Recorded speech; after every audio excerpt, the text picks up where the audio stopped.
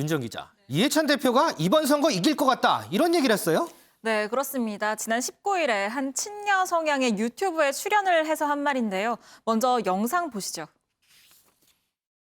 선거가 아주 어려울 줄 알고 나왔는데 요새 돌아가는 거 보니까 거의 뭐 선거는 이긴 것 같습니다. 그 오세훈 후보가 될지 안 될지 모르겠지만 그건 자기가 한 일이잖아요. 그건 그렇지. 차원이 다른 겁니다. 자기가 자기 이익을 챙긴 거고 이거는 우리가 관리를 잘못한 일이잖아요. 이것 때문에 위축되거나 그럴 필요는 없다고 생각해요.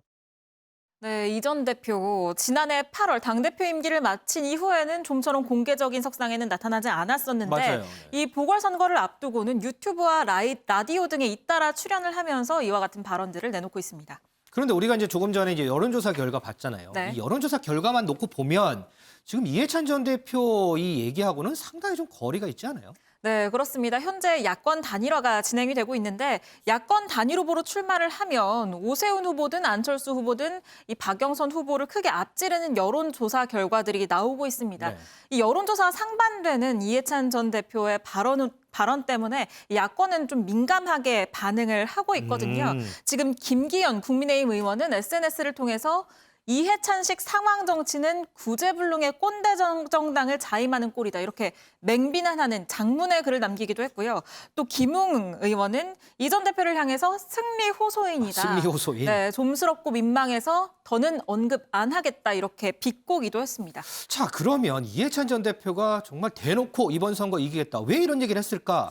의도가 있을 것 같긴 해요. 네, 의도가 있겠죠. 과거 사례를 보면 알 수 있는데요. 지난 2010년 6.2 지방선거 때로 좀 거슬러 올라가 보겠습니다. 네. 이때 당시에 서울시장 자리를 두고 펼쳐진 오세훈 당시 한나라당 후보와 네. 한명숙 전 국무총리의 대결. 여론조사에서는 지금 보시는 것처럼 20%포인트 가까이 차이가 났습니다. 그래서 오 후보가 쉽게 이길 거다 이런 예측들이 쏟아졌거든요. 네. 그런데 선거를 이틀 앞두고 이해찬 당시 민주당 선거대책위원장이 여론조사의 오류 등을 언급하면서 이렇게 얘기합니다. 우리가 약간 이기거나 동점 수준이 될 것이다. 지금하고 좀 비슷한 얘기를 했네요. 네, 실제 개표 결과 어땠을까요? 글쎄, 그럼 뭐 개표를 오세훈 후보가 그때 시장이 됐으니까 오세훈 후보가 이겼겠죠. 네, 그런데 두 후보의 표 차이 2만 6천여 표로 오. 단 0.6%포인트 차이였습니다. 이 전 대표의 말이 뭐 맞아떨어졌다 이렇게 봐도 무방한 수준입니다. 그러면은 이전 대표가 지금 이런 얘기 하는 것도 지금 이제 선거 한 보름 남짓 남았는데 지지층 결집을 위해서 이런 얘기를 했다 이렇게 봐도 무방한 건가요? 네, 맞습니다. 서울 선거 거의 이겼다. 이 발언 결국에는 이 지지층 보러 투표소에 와서 투표를 해라. 이렇게 결집하는 이 발언입니다. 이 전 대표 지난 2018년 전당대회 당시에는 20년 집권론을 이야기하기도 했었거든요. 그렇죠. 당시 발언 들어보시죠. 저 개인적으로는 한 20년 정도의 집권 계획을 잘 만들고 실천해 나가야 된다고 생각합니다.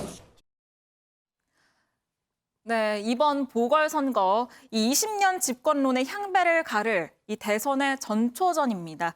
현재 LH 사태와 부동산 민심으로 인해서 여권이 수세에 몰린 상황인데 이런 상황에서 악화된 여론에 정면 대응하기보다는 어떤 당의 조직력을 다짐으로써 여기에 집중한다는 전략을 취하고 있다는 분석입니다. 자, 이번 선거 결과 과연 여론조사 결과와 이전 대표의 주장 중에 어느 쪽으로 더 가까울지 글쎄요. 4월 7일이 기다려지긴 합니다. 윤 기자 수고했습니다.